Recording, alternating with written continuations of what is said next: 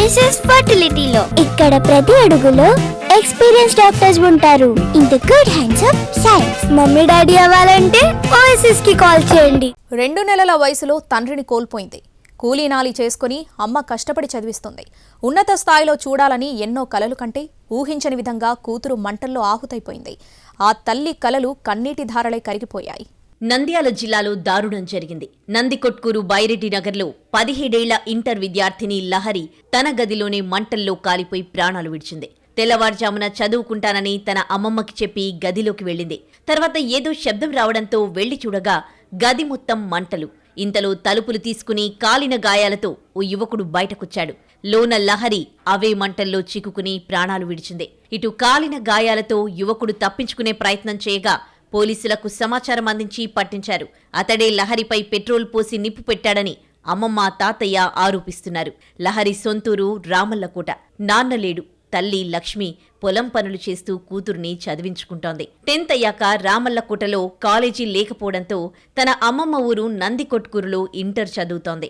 అయితే లహరి మృతికి రాఘవేంద్ర అనే యువకుడు కారణమని బంధువులు చెప్తున్నారు. కొన్నాళ్లుగా లహరితో చనువుగా ఉంటున్నాడని, ఇంటికి కూడా వచ్చేవాడని అంటున్నారు. దీంతో ఇటీవలే అతడికి వార్నింగ్ కూడా ఇచ్చారు. అయితే తెల్లవారుజామున నందికొట్కూరులో ఉన్న లహరిని కలిసేందుకు వచ్చిన రాఘవేంద్ర ఆమె గదిలోకి వెళ్లాడు. ఏమైందో తెలీదు, కానీ కాలిన గాయాలతో తలుపు తీసుకుని బయటకొచ్చాడు. ప్రేమ పేరుతో అతడే చంపేశాడంటున్నారు బంధువులు. వచ్చాకే మంటలు మండుతున్నాయి. వాడు లోపల ఉన్నోడు వచ్చి ఇక్కడ వన్నాడు. వాడు 2 కాళ్ళు వానికి అంటుకున్నాయి. మంట కానొచ్చింది, కానీ ఆరిపోయింది. ఇక్కడ వనుకున్నాడు. ఇంకా ఎవరు మేము ఇద్దరమే సార్. ఏం చెప్పాలి సార్? ఆ పిల్ల కాలుతుంది, మొద్దులేక కాలుతుంది. బోబే అని కొట్టుకుంటున్నాను సార్. వేయలే సార్. వాడు నోట్లో ఏం పెట్టినాడో ఏం కథనో కేక్ అనేదే లేదు. కేక్ వేసింటే కూడా వస్తుంది.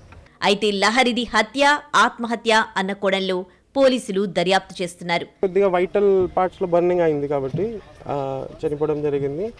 అక్యూజ్డ్ అబ్బాయి ఎవరైనా ఉన్నారు ఇప్పుడు, వాళ్ళు కూడా చాలా బర్న్స్ ఉన్నాయి. వాళ్ళు అన్ని క్రిటికల్ కండిషన్లో ఉన్నారు. వాళ్ళు కూడా ఇప్పుడు ట్రీట్మెంట్ చేసుకుని ఉన్నారు. మనకి వచ్చిన ఇన్ఫర్మేషన్ ప్రకారం వీళ్ళ అబ్బాయి కూడా సేమ్ వెల్దుర్తి మండల్లో అమ్మాయి అబ్బాయి ఒక్కటే స్కూల్లో చదువుతున్నారు. అయిన తర్వాత వీళ్ళ ఫ్రెండ్షిప్ ముందు అప్పటి నుంచి ఉంది. ముమ్మాటికి లహరిని రాఘవేంద్రే హత్య చేశాడని అంటున్నారు బంధువులు. నోట్లో బట్టలు కుక్కి తగలబెట్టాడని ఆరోపిస్తున్నారు. ప్రస్తుతం అతడు 40% కాలిన గాయాలతో హాస్పిటల్లో ట్రీట్మెంట్ తీసుకుంటున్నాడు.